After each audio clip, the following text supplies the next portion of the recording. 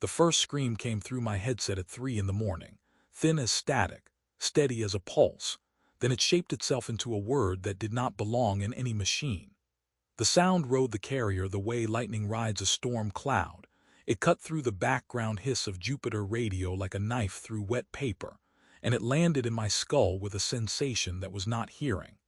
It felt like pressure behind my eyes, like hands on my throat, like my teeth were trying to crawl out of my gums. The spectrum display on my monitor stopped looking like noise and started looking like breath, bands swelling and collapsing like ribs. The scream rose, it broke, it turned into syllables. Then it became language, ancient and clean, a voice caught in a wire. I pulled the headset off and the room stayed loud, not in the air, in my bones. The Deep Space Network control floor was dark except for screens and the thin blue glow of emergency strip lights, the kind of light that makes every face look drowned. I was alone on shift, the night crew trimmed down since budget cuts, one operator babysitting a planet that did not care if we listened. Outside the glass, the Mojave lay flat and cold, and the antenna field slept like metal flowers. The dish we were using that night was pointed at Jupiter, tracking the Juno relay, pulling down magnetosphere data for the scientists who would read it after sunrise. The scream came again, louder, closer, and I heard words, not one language, many, layered like rot. Latin underneath, Old English over it, then something older, something that tasted like sand and blood in my mouth. The meaning hit first, the translation arrived second, like my brain was remembering something it never learned. "Help me," it said. Then it said my name, Mason Hart, in a voice that sounded like a man drowning under ice. I slammed the record toggle and the audio buffer saved. My hands shook so hard I almost tore the cable out of the console.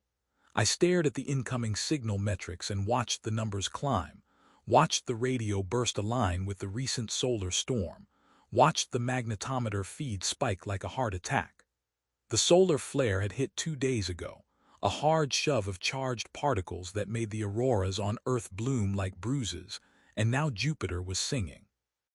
I told myself it was pareidolia, the brain making faces in clouds, hearing words in wind. I told myself Jupiter always made strange sounds, that radio astronomy turned storms into music, that magnetospheres were instruments. But the scream kept forming sentences, and each sentence made my skin tighten as if it were shrinking on my body. By 4 I had played it back a dozen times. Each time the words were clearer. Each time my nose bled a little more. By dawn I had dried blood on my upper lip and a headache that felt like a nail through my skull. When the day shift arrived and the room filled with fresh coffee and small talk, I did not join them. I pulled the recording onto a secure drive. I walked it to the mission science office, and I put it in front of Dr. Elaine Cho, the linguist they kept around because someone in the funding chain thought it would look good on a grant proposal. Elaine listened once, then again, then she took her headphones off and sat very still. Her face had gone pale in a way that made the freckles on her cheeks stand out like dirt. She did not look at me at first. She looked at the wall, like something had moved behind it. "That is Sumerian," she said. "That is Latin, that is Old Norse, and that is something I have only seen on clay fragments in a museum basement. It is asking for help, and it is also warning us." I asked her how she could be sure. She told me my question sounded wrong, like a child asking why fire burns. She scrubbed her fingers under her eyes like she could wipe away what she had heard. "It is not imitating," she said. "It is fluent. It knows the prayers, it knows the funerary texts, it knows the secret names. It is using the same sentence in different tongues, like it wants to be understood no matter who is listening. It keeps repeating one idea: do not open the cage." I felt my stomach drop. I wanted to laugh. I wanted to throw up.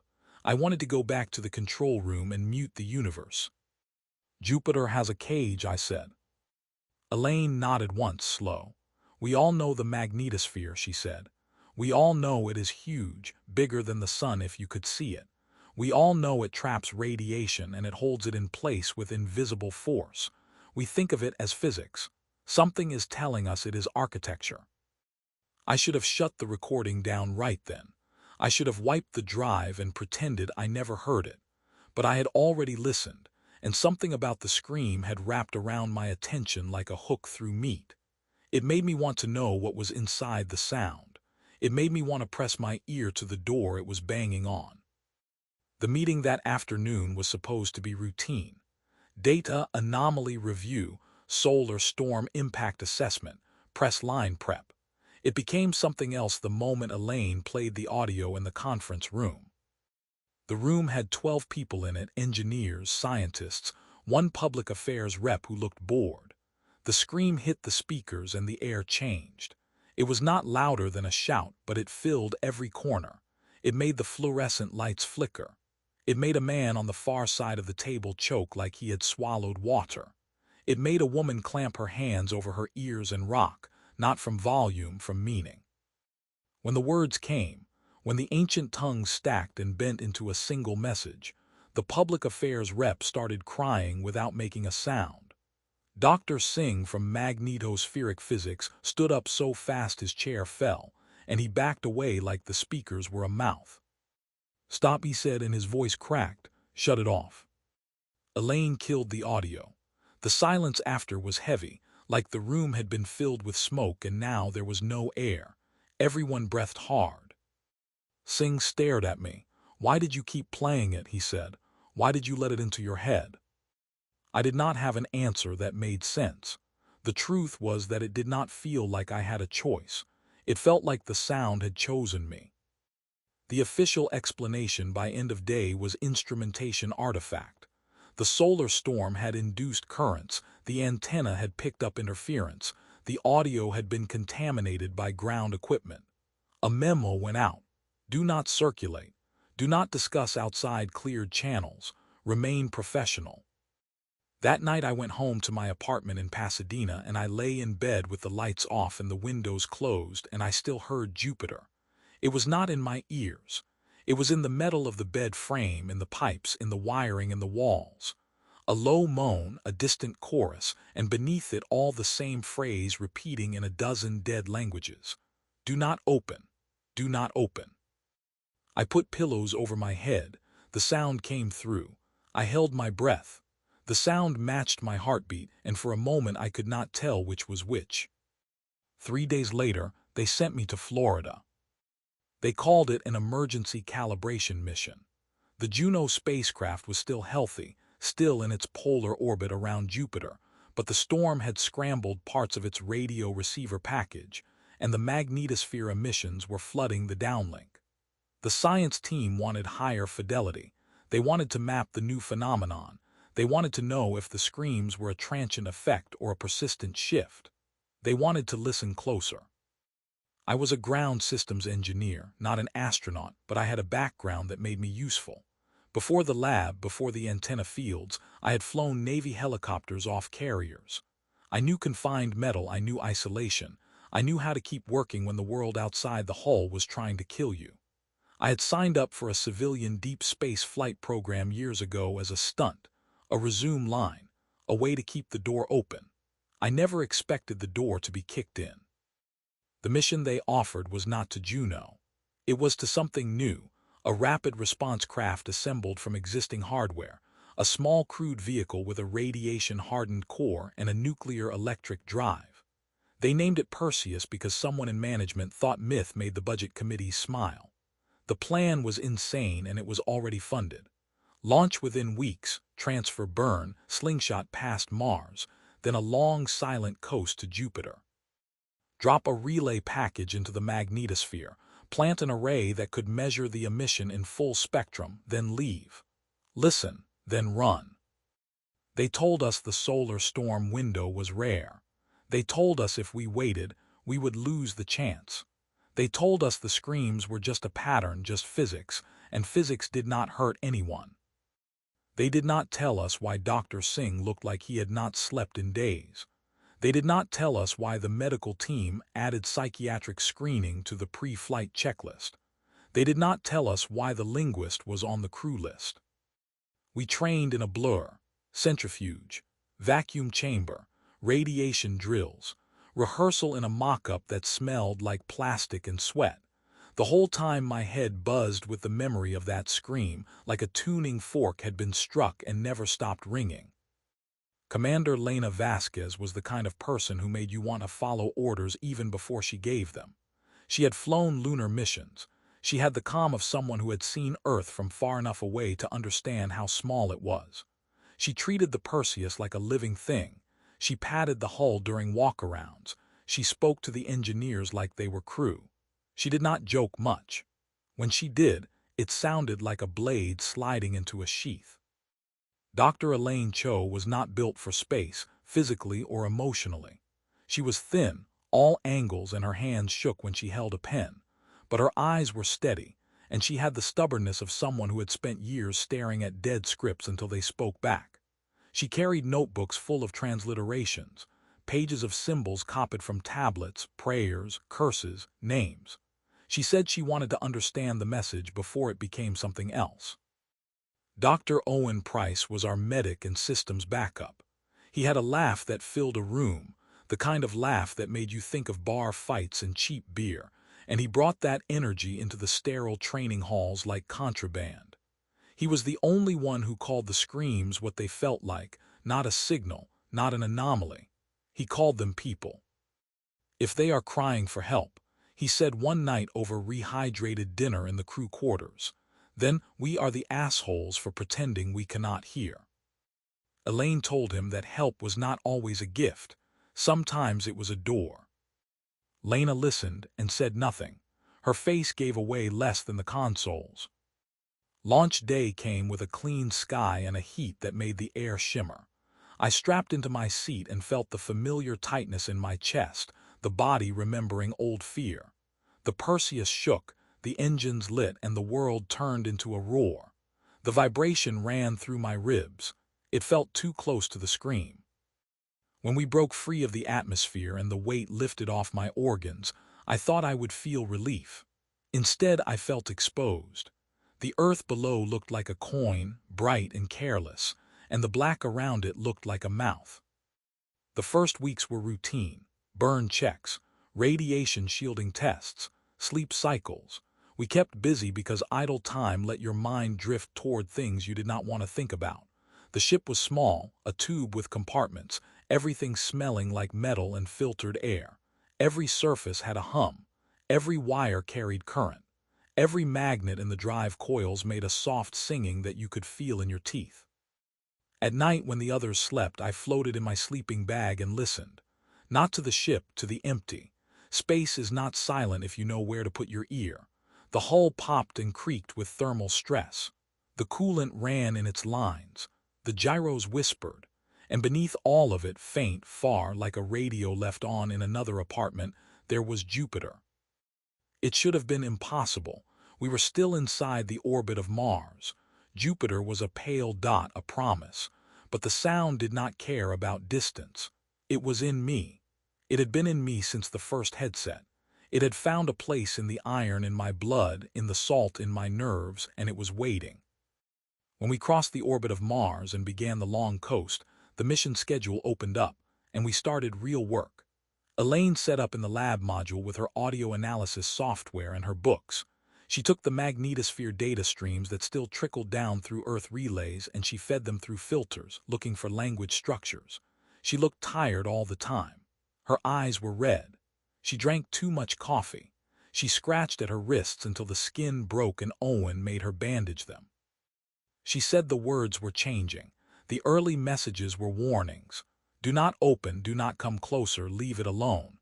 As the weeks passed and we moved farther from Earth and closer to Jupiter, the words started to twist.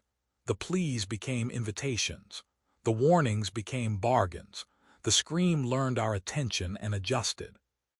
It started speaking in modern tongues too. English, clear and flat like a voice on a bad phone line. Spanish, French, Russian, Mandarin, all layered, all saying the same thing. We are trapped. We are dying. We need you. Lena ordered limited exposure. No one listened to the raw feed alone. Sessions were monitored. Owen ran cognitive tests after each playback. We treated it like radiation, like poison, like an infectious agent. It did not stop it, it only gave it a rhythm. The first real symptom hit me on day 42. I was in the exercise bay, running on the harness treadmill, sweat floating in spheres around my face.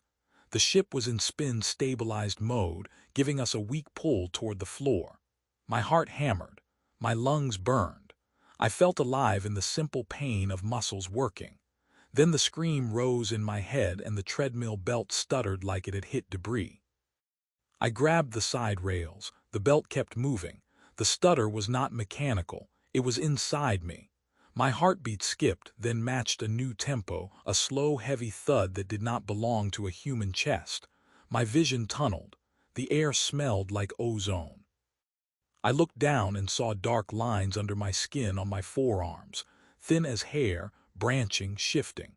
At first I thought they were veins. Then I realized they were moving, sliding like worms under the surface, aligning themselves with something I could not see.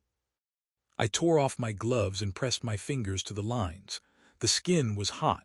The lines were hard like wire. Owen found me on the floor a minute later, panting, shaking. He checked my pulse, he checked my eyes, he ran the scanner over my arms. The lines did not show on ultrasound. They did not show on the blood panel. They showed to my naked eye and nowhere else, like a hallucination that had weight. Elaine came in and stared at my arms. She did not touch me. Her lips moved as if she were reading something. "It is mapping you," she said. Lena ordered quarantine in my berth for 12 hours. I floated alone with my arms tucked close to my chest, watching the lines fade, then reappear, then fade again. They pulsed with the ship drive coil cycles. When the reactor output spiked, the lines brightened under my skin like ink being poured. When the output dipped, they retreated. I started to understand. The ship was a field generator. We were inside a magnetic machine.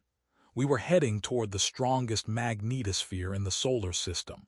Whatever lived in that field could feel us coming, and it was reaching through the currents like fingers through water. We lost our first piece of hardware on approach to the asteroid belt. A routine course correction burn triggered an alarm in the antenna package. The high-gain dish, folded against the hull for protection, began to vibrate. The vibration grew. The mounting bolts screamed under stress. Lena cut power to the servos. The dish kept vibrating. Then it tore itself free. We watched on external cameras as the dish peeled away from the hull like a scab, spinning into darkness, dragging cables behind it like veins. Sparks flashed. The dish rotated once, twice, then it stopped, facing us, perfectly aligned like an eye. The scream came through the ship speakers without anyone routing it. It did not come from our receivers. It came from the torn dish, broadcasting back at us as it drifted away, using the ship power it had stolen. The words were in English now, and they were not pleading. "You are opening it," the voice said. "You are bringing the key." Lena killed the speakers. She ordered the dish abandoned. We could not retrieve it without risking hull damage. We watched it fade into a star field until it was gone. After that, the ship felt watched. Every piece of metal felt like it might turn toward us. Elaine started sleeping in the lab module, surrounded by books and screens. She said she did not want to dream alone.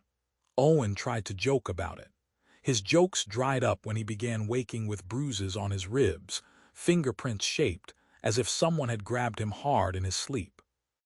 By the time Jupiter became more than a dot, when its pale disk began to swell in the forward cameras, the screams were constant. We kept the ship receivers off most of the time, but it did not matter. The sound came through the hull, through the drive coils, through the water in our bodies. It was like being inside a drum that something huge was tapping from the outside. Jupiter filled the window like a god, bands of clouds stretched across it, storms like wounds. The great red spot was not red on camera, not until color correction. Raw, it looked like a bruise under yellow skin. The planet did not look solid. It looked like a throat swallowing light. The magnetosphere boundary hit us like weather. There was no physical impact, but every instrument spiked. Radiation counters screamed. The ship charged and discharged. The hair on my arms rose. My skin itched like insects crawled beneath it. Elaine, strapped into her station, whispered prayers in languages she did not speak yesterday. The screams sharpened. They stopped being a chorus and became a crowd. Individual voices separated, each carrying its own accent, its own breath pattern, its own pain. Some were children. Some were old men. Some were not human in any way my mind could frame, but they still used words like masks. The meaning hammered. Let us out, let us out, let us out. Lena held course.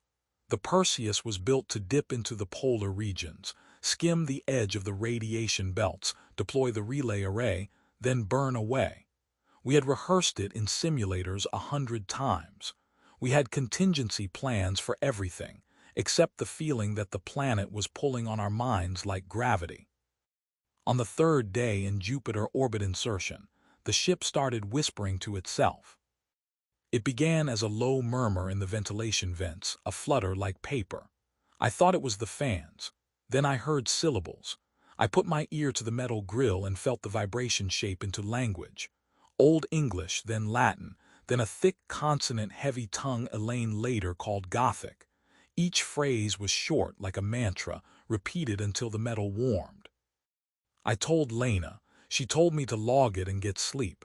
Her eyes looked too bright. She had not been sleeping much either. Owen pulled me aside and asked if I had been hearing my own voice in the noise. He said he did. He said he heard himself calling from outside the hull, like a man on the other side of a door, begging to be let in. He said he knew it was impossible, but he also knew the sound of his own throat. Elaine overheard and went very still. She told us that in some burial traditions, the dead call with the voices of the living to lure them into the grave. She said the ancient texts called it the hunger that speaks with familiar mouths. Then the relay array deployment day arrived. We suited up in radiation gear, thick layers, face shields, the kind of suit that turns sweat into a private ocean. The array package was in the aft bay, a folded lattice of antennas and superconducting loops. Its job was simple. Sit in orbit, listen, send data home, a new ear closer to the scream. We opened the bay doors. Jupiter rolled beneath us, clouds moving like muscle. The field outside shimmered with charged particles, invisible but felt in the suit's sensors. The package floated free on tethers. And it turned. It rotated toward Jupiter, not toward the planned attitude, toward the great red spot. The tethers pulled tight. The winch motors groaned. Lena commanded manual override. The package kept turning. The scream hit us through the suit comm, not rooted, not possible. It was inside the helmet, inside the bones behind my ears. The voice was not layered now. It was single and it was calm. Mason Hart, it said, and my stomach clenched. Bring it closer. I tasted copper. My teeth hurt. The dark lines under my skin flared again, branching up my neck under my jaw. Elaine shouted something. I did not hear the words. Owen grabbed my arm through the suit and yanked me back. The package snapped a tether, then another. It surged away, pulling itself like a fish on a hook, diving toward the planet. We watched it fall. The cameras tracked it as a bright speck against Jupiter, and the speck did not burn up. It did not slow. It accelerated as if something below was pulling. Lena sealed the bay. She ordered the ship into emergency departure burn, mission plan be damned. She did not argue with the idea of leaving. She argued with the ship. The Perseus refused to turn. The attitude thrusters fired and the ship yawed a few degrees, then corrected itself back toward the great red spot. Lena fired again. The ship fought her. The drive coils hummed louder, a deep resonant note that made my ribs vibrate. The control software flashed errors, then rewrote itself in real time, lines of code changing on the diagnostic screen without input. The ship was being edited by something that did not need keyboards. Elaine floated at her station, hands hovering over the console like she was afraid to touch it. Her eyes were wide, and tears floated from her lashes like pearls. "It is inside the field," she said. "It lives in the field. It is using our machines as nerves." Owen swore. He slammed his fist into a panel. The panel rang like a bell and the scream answered through the metal.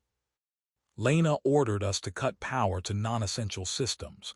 We stripped the ship down to life support and minimal navigation. The scream did not fade. It grew clearer, like we had removed static.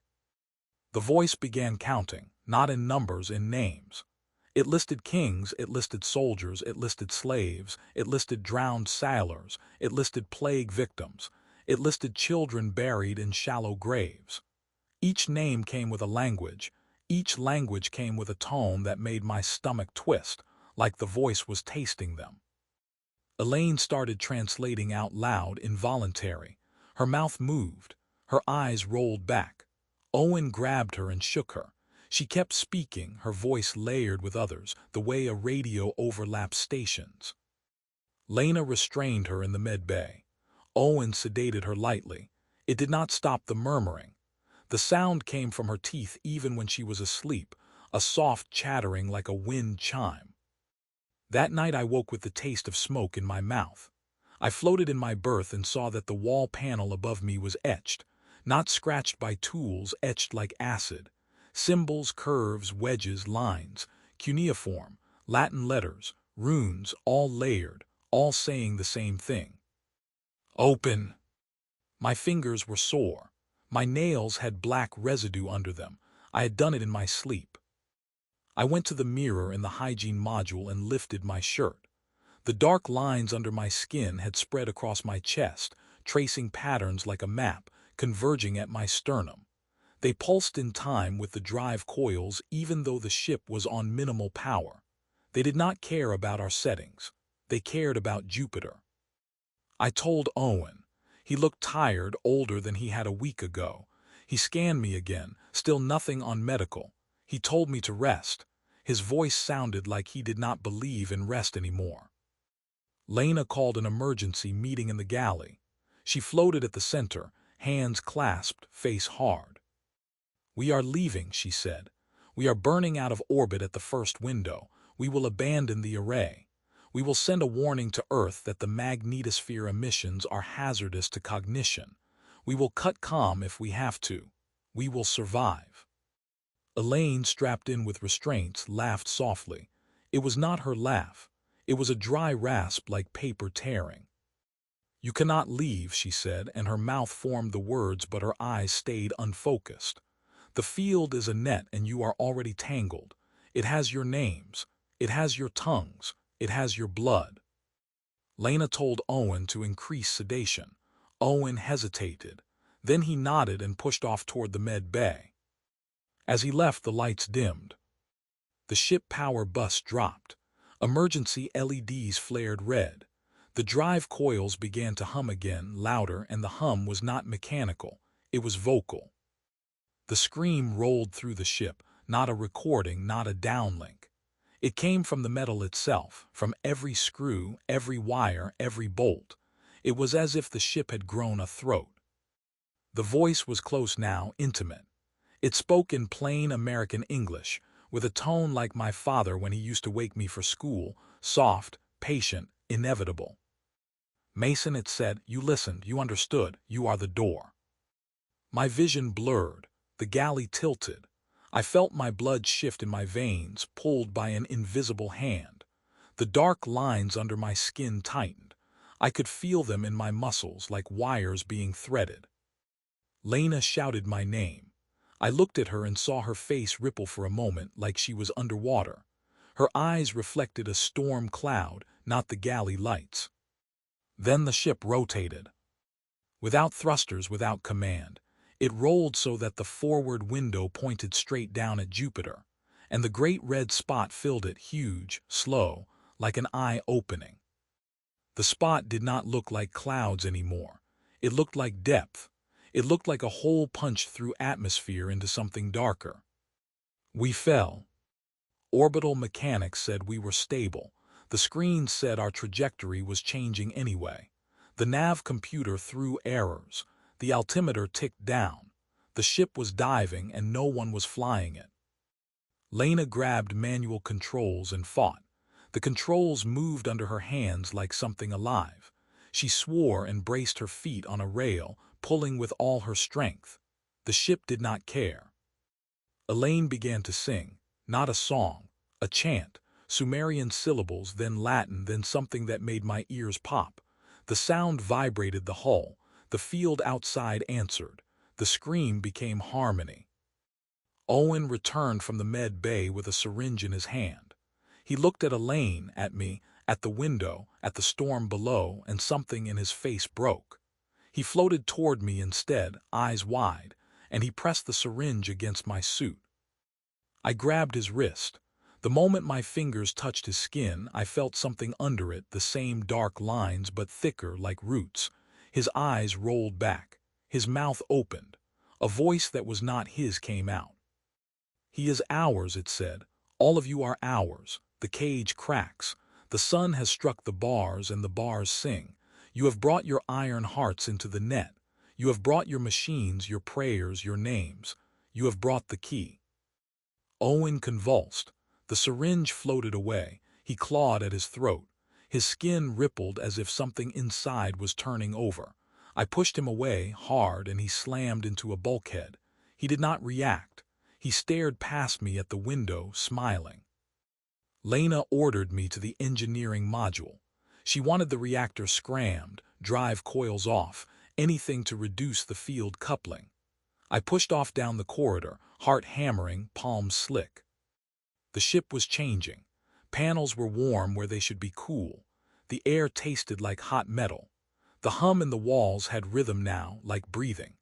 The symbol etching spread, appearing on new surfaces, on my own locker door, on the ceiling, on the inside of my helmet visor when I blinked. In engineering, I opened the reactor access and saw the superconducting coils glowing faintly blue. They should not glow. Radiation monitors climbed. I reached for the scram lever. My hand stopped inches from it. It was not my choice. My muscles locked.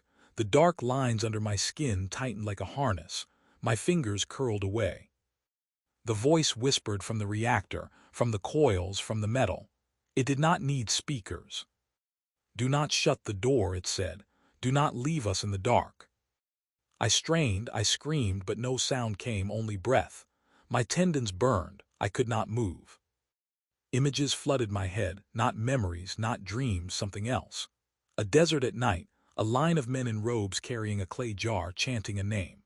A stone temple, priests carving symbols, sealing a pit. A ship in a storm, sailors praying as the sea opened beneath them. A battlefield, bodies stacked, crows. A hospital ward, coughing, lantern light.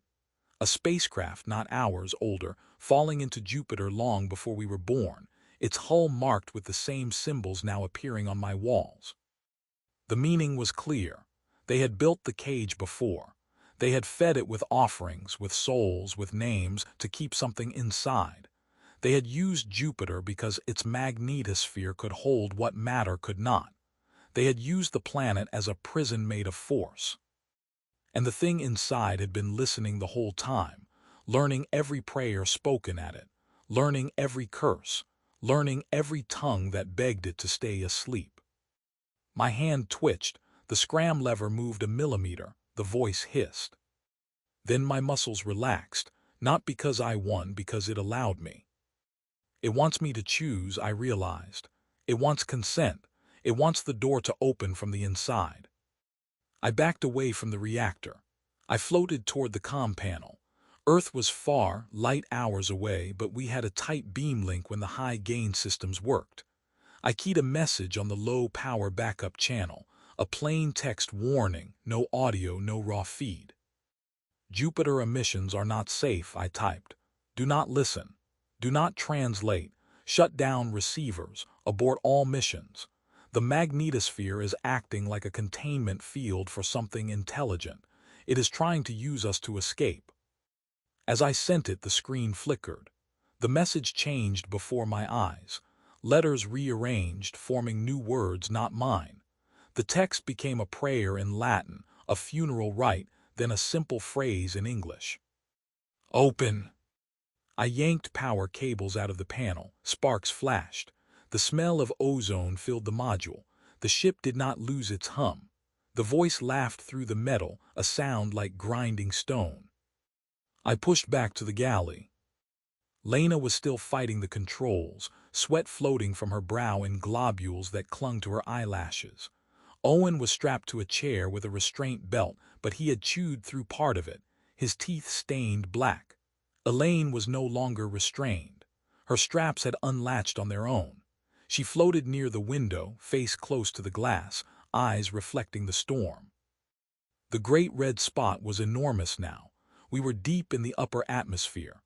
Lightning flashed in the bands around it, silent, then the ship shook as electromagnetic pulses hit our hull. The radiation counters screamed. The temperature climbed. Lena looked at me and I saw fear in her eyes for the first time. Not fear of dying, fear of what dying would mean here. I told her I could not scram the reactor. I told her the ship was not ours. I told her I thought the voice needed me to open the cage willingly. Elaine turned slowly and smiled at me with her own mouth, and someone else behind her eyes. "You are learning," she said. "You are remembering the old rules." Owen began to laugh. His laugh was normal for a second, then it broke into choking sobs, then it became a chorus. Multiple voices came out of him at once, layered, male and female, young and old, speaking in different tongues. His skin bulged along his forearms as if something was moving under it. Lena pushed away from the controls and grabbed a tool kit. She slammed the kit into a panel, cracking it open. She started ripping wires out with bare hands, swearing. The ship lights flared, then steadied. The ship did not care about her violence. It had grown beyond circuits. I floated toward Elaine. I did not know what I planned to do, slap her, restrain her, beg her. As I got close, the air around her felt colder. My skin prickled. Her voice softened. "Mason," she said, and for a moment it was her and her eyes were clear. She looked terrified, her lips trembled. "It is not them," she whispered. "It is wearing them. It is wearing their words like skin. It is inside Jupiter, and it is inside me, and it is inside you." Then her face twisted, and the other voice returned. "It is time," it said. "The bars are thin here. The storm is the wound. The sun has struck and the wound opens." The window cracked. A hairline fracture spread across the glass, spidering, not from pressure, from vibration.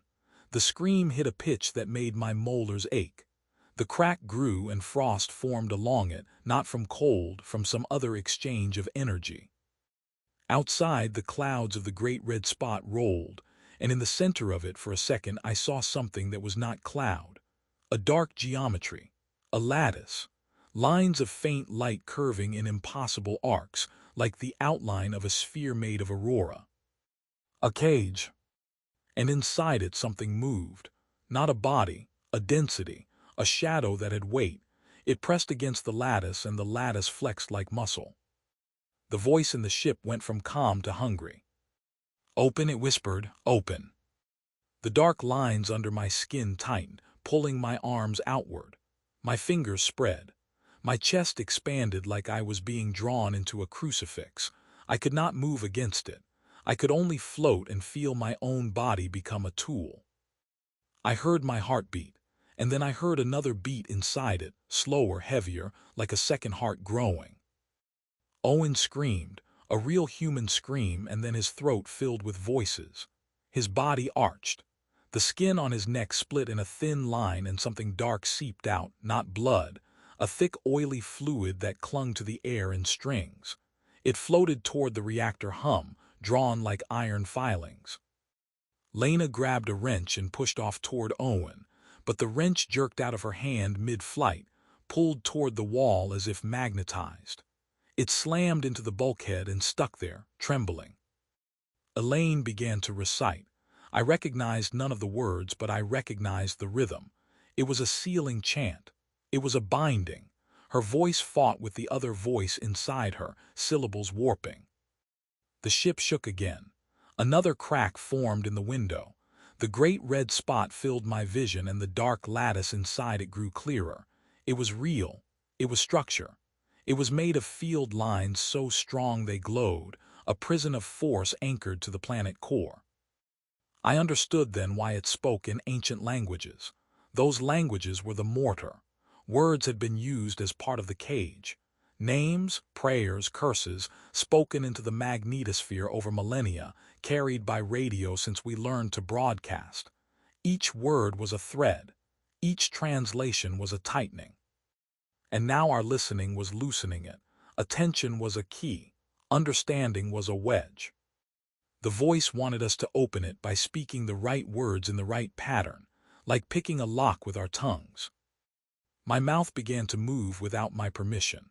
I felt my jaw open. I felt my tongue shape syllables I had never practiced. The sound came out low and steady, vibrating the hull. It matched the chant Elaine was fighting to say, but inverted like a mirror. Elaine looked at me with horror. She shook her head, tears floating. She tried to shout. No sound came beyond her chant. Lena did not hesitate. She shoved off from her station and slammed into me, grabbing my helmet, pressing her visor to mine. Her eyes were fierce. "Fight it," she mouthed. Her breath fogged her visor. Her hands were strong, but my body was no longer mine. The dark lines pulled me like puppet strings. My mouth kept moving. The lattice outside flexed. A ripple ran through it. Something inside pushed harder. A sound came through the hull that was not the scream. It was a deep, low groan like a continent shifting. The ship vibrated. The air pressure changed. My ears popped. The great red spot opened. The clouds parted in a spiral that was too clean, too geometric, like an iris. In the center was darkness, not shadow, a hole. Lightning rimmed it. The lattice of aurora curved around it like ribs. And within the hole I saw faces. Not bodies, faces, thousands, pale and stretched, pressed against the inside of the lattice like fish against a net. They were not alive, but they were aware. Their mouths moved. Their eyes rolled. Their skin was the color of ash. They were screaming without sound, and the scream we heard was the field translating their mouths into radio. "Souls," Owen whispered, his voice thin, the chorus gone for a moment. "It is a cage for souls." Elaine shook her head as best she could. "Not souls," she rasped. "Not ours, not human. It is using the dead like bait." The voice returned, louder, and it did not pretend to be human anymore. The English words came with a texture, like insects crawling under them. "I have worn your dead," it said. "I have learned your throats. I have waited while you fed me with prayer. Now the sun has struck the bars. Now your machines have come close. Now you will open the wound." My mouth formed a final syllable, a sound that made my eyes water. The lattice outside flashed. One line of light snapped like a string breaking. The ship lurched. Lena grabbed a handhold and pulled herself to the manual emergency panel for hull breach. She slammed it open. Inside was a set of physical detonators, shaped charges meant to sever modules in case of catastrophic failure, a last resort. She looked at me, then at the window, then at Jupiter. "If we cannot turn away," she said, "then we cut the ship apart." Owen grabbed her arm. "If we cut power," he said, "it will kill us. It will still get out." Elaine laughed again, the other voice in her. "It does not need your ship," it said. "It needs your mouths. It needs your understanding. It needs your names on the wind." Lena pulled free. She armed the charges. The ship protested, a rising hum that became a shriek. The lights strobed. The walls grew warm. The dark lines under my skin burned, and I smelled cooked meat, my own. I forced my eyes shut and tried to remember something simple, something human. My mother's kitchen, the smell of onions, the sound of rain on a porch, a dog barking, anything that was not Jupiter. The scream pushed back. Images flooded, faces pressed against lattice, hands reaching, my own name spoken in 100 tongues. I realized then that the voice saying help was not lying. Something was trapped. Something was desperate, but desperation did not mean innocence. A starving thing begs like a child. A predator whines like a wounded dog. The cage was not built for nothing. Lena hit the first detonator. The ship shook as the lab module charges fired. A muffled thump, a sudden jolt, then a tearing sensation as bolts sheared and the rear section began to drift away. The hum faltered for a moment like a breath interrupted. The scream stuttered. Elaine screamed, a real scream, as the separation yanked cables and ripped her workstation free. Her body slammed into a rail. Blood floated from her nose in red beads. The other voice in her roared, not in words, in raw electromagnetic fury. The walls vibrated. The window crack widened. Lena hit the second detonator. The medbay module severed. Owen was still inside it. I saw his eyes widen as he realized. He reached for Lena, mouth forming her name, then the module tore away and he vanished down the corridor with it, cut off by a ceiling bulkhead that slammed shut. His last expression was not fear. It was relief. The ship was smaller now, lighter. The drive coil's output dropped as connections severed. The hum weakened. My muscles loosened. The dark lines under my skin faded a fraction. I could move my fingers again. Lena grabbed my collar and pulled me toward the engineering module. "We need to scram the core now," she said, "while it is weak." We floated through corridors where panels sparked and symbols crawled across surfaces like mold. The air smelled of burned insulation and sweat. The ship groaned. Outside, Jupiter filled every camera view, a wall of cloud and lightning. In engineering, the scram lever waited like a guillotine handle. I reached for it. My hand trembled. The voice whispered from the coils, weaker but still present. "Do not," it said. "You will die in the dark." I wrapped both hands around the lever and pulled. The lever resisted, then snapped down. The reactor control rod slammed into place. The drive coil hum dropped into silence. For a heartbeat there was nothing. No scream, no whisper, only the sound of my own breath and the faint creak of cooling metal. Then the scream came back, not through coils, through me. It exploded in my head, a pressure so intense I thought my skull would split. I vomited inside my helmet. Bile floated in globs against my visor. My vision blurred. I tasted acid. The voice was inside my throat now. "You cannot shut the field in yourself," it said. "You are iron, you are salt, you are a wire, we have already threaded you." The dark lines under my skin flared again, brighter, thicker, like black vines. They wrapped my ribs. They tightened around my heart. Lena grabbed me, trying to steady me. I saw her face warp, the skin sliding as if it were a mask. For a second I saw something beneath, a blank pale surface with no features, and I knew the voice was learning her too. She shook her head hard as if to throw it off. She slapped my helmet visor twice, hard enough to crack a corner. "Focus," she mouthed, "focus." We had cut the ship apart. We had scrammed the reactor. We were still falling. Without the drive coils, without active stabilization, the ship began to tumble. Jupiter drew us in. The atmosphere thickened. External temperature climbed. Hull strain warnings blared. Lena rerouted power to attitude thrusters on battery. She fired them in bursts, trying to orient us for an emergency aerobrake that might sling us out. The thrusters responded sluggishly, as if pushing through syrup. Elaine crawled into engineering, bruised, blood on her face, eyes wild. She had torn free from a restraint and dragged herself through the half-severed ship like a wounded animal. "It is still talking," she said. "It is inside your blood. It is inside mine. It is trying to rebuild the circuit."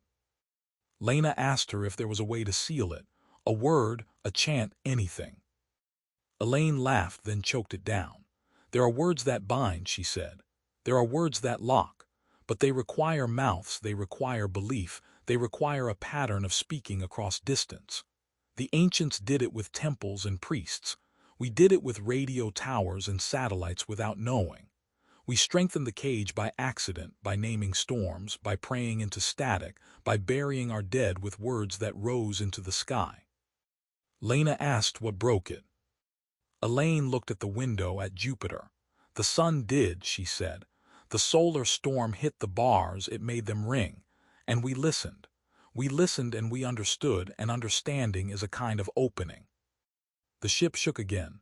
A panel burst, sparks sprayed. A thin stream of atmosphere hissed out. Emergency seals engaged. The air smelled like hot rubber. The voice whispered again, soft, patient. "Mason," it said, "if you open the cage, I will let you live. I will give you your dead back. I will give you every name you have lost. I will make your small world full again." For a second I saw my mother, dead 3 years, standing in the doorway of my childhood home. Her eyes were wet. She called my name. Her mouth formed words I had not heard since I was a kid. "Come home," she said. My heart clenched. The dark lines tightened, urging. My mouth tasted like copper and grief. I looked at Lena. Her eyes were on me, steady, afraid. She knew what it was offering. She had lost people too. Everyone in space had lost someone. That was the price of looking outward. You left parts of yourself behind. I closed my eyes. I did not answer the voice. I focused on my breath, on the simple in and out, on the idea that I was more than a wire. Elaine began to speak softly, a binding chant, Sumerian syllables, then Latin. She had a notebook floating in front of her, pages clipped. Her lips trembled. She forced the words out like pushing glass through her throat. I joined her not because I knew the language, because the meaning was already in my head. The voice had put it there. I shaped the syllables, careful, slow. Lena listened, then she joined too, her voice rough but steady. 3 mouths, 1 pattern. A small echo of what the ancients had done with 100 priests. We spoke into the ship air, into the metal, into our own blood. The ship trembled. The dark lines under my skin pulsed, then recoiled as if burned. The scream outside faltered. The great red spot in the window shifted. The iris of cloud began to close slowly, like a wound knitting. The voice snarled. It pushed back, flooding our minds with images, dead faces, lost lovers, children, promises. It tried every bait. It tried every language. We kept chanting. My throat burned. My vision went white at the edges. The air tasted like blood. Then Lena stopped. She grabbed the emergency manual control for the last remaining charge, the forward module separation.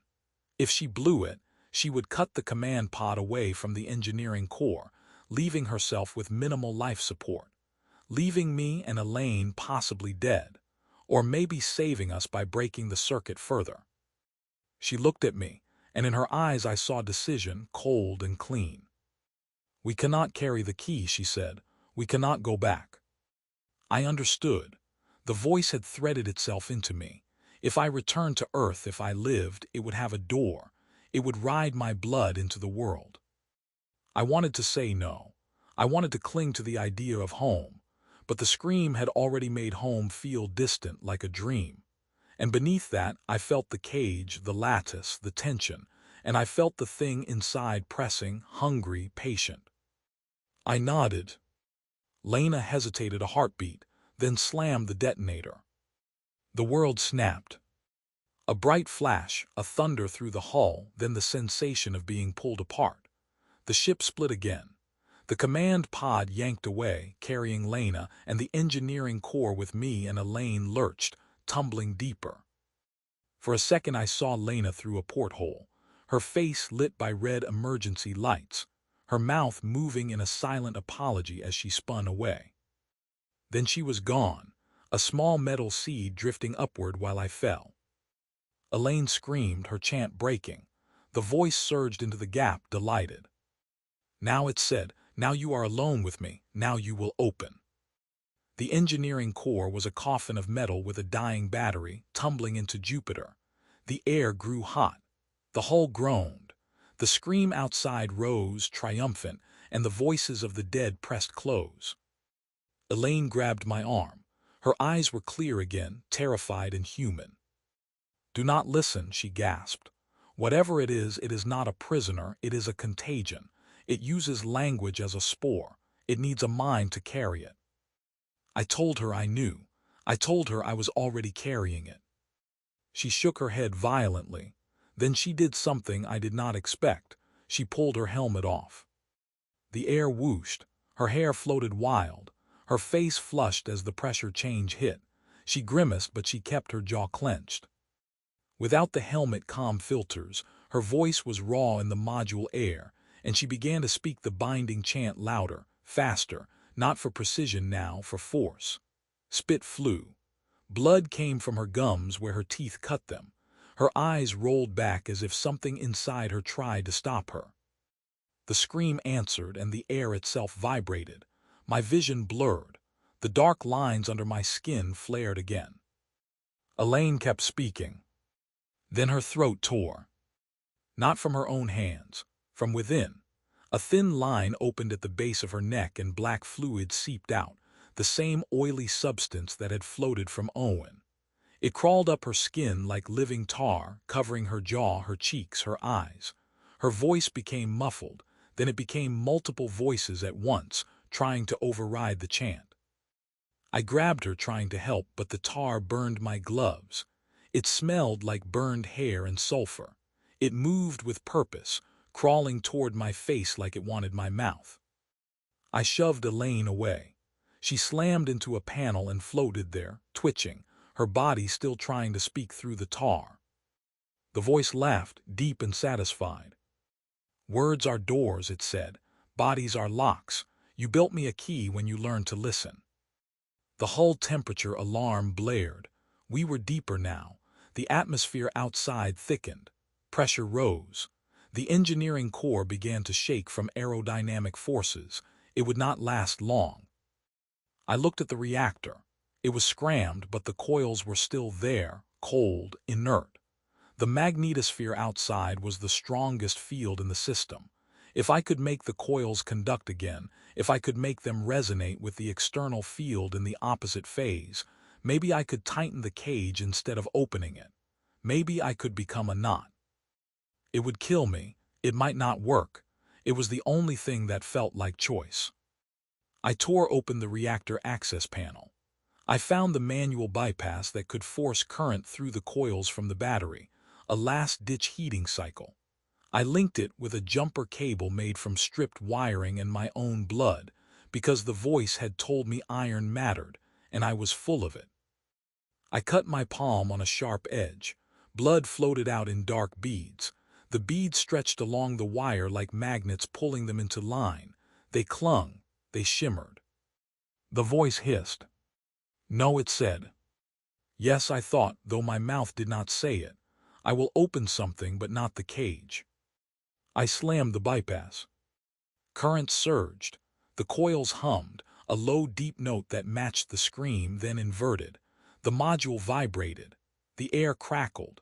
My skin burned as the lines under it lit up, turning from dark to glowing red as if heated. The scream outside faltered. The voices turned from hungry to confused. The lattice in the great red spot flashed in my mind, bright, tightening. I could not see it now through the tumbling cameras, but I felt it, like a net being pulled taut. Elaine convulsed. The tar on her face peeled back for a second, revealing her eyes, and she looked at me with something like gratitude. The voice roared, not in words. The module lights burst. Darkness slammed in. Only the coil glow lit the space, blue and violent. My bones vibrated. My teeth felt loose. My heart beat in two tempos, mine and the other. The other tried to synchronize. It tried to ride the field I was making. It pushed against my blood. I thought of my mother again, and I let the image go like a balloon released. I thought of Earth, small and bright. I thought of how many people would listen if we sent the scream back. I thought of how curiosity was a hunger too, and how it could be used against us. The hull began to fail. Metal screamed as it bent. The module spun. Heat rose. The air thickened. My lungs fought. The coil hum rose into a pitch that made my vision speckle. In the last seconds, the voice returned. Not angry, resigned. "You will be inside with us," it said. "You will join the choir. You will speak for us in your tongue." I could not answer with words. My throat was full of blood and ozone, but in my mind I formed a simple refusal. "No." The module shattered. Jupiter swallowed us. Pressure crushed metal like paper. The last thing I felt was the field, immense, wrapping around my mind, pulling it outward, stretching it thin as a radio wave. I did not die the way a body dies. My body ended, but the scream did not need bodies. It needed patterns.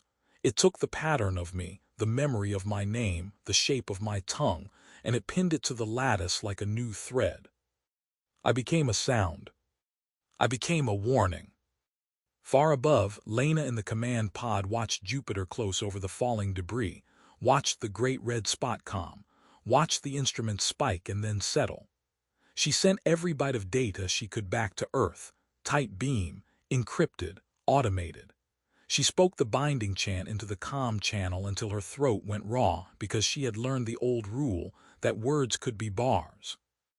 On Earth, in control rooms and apartments and late-night radio shacks, people still listened. The solar storm had left the ionosphere bruised. Auroras danced over Alaska and Norway, over Canada and Russia, bright curtains of green and violet. In the flicker, some people heard whispers, not in the air, in their fillings, in their headphones, in the metal rails of their beds. "Help me," the whispers said, in languages their grandfathers never spoke and their ancestors forgot.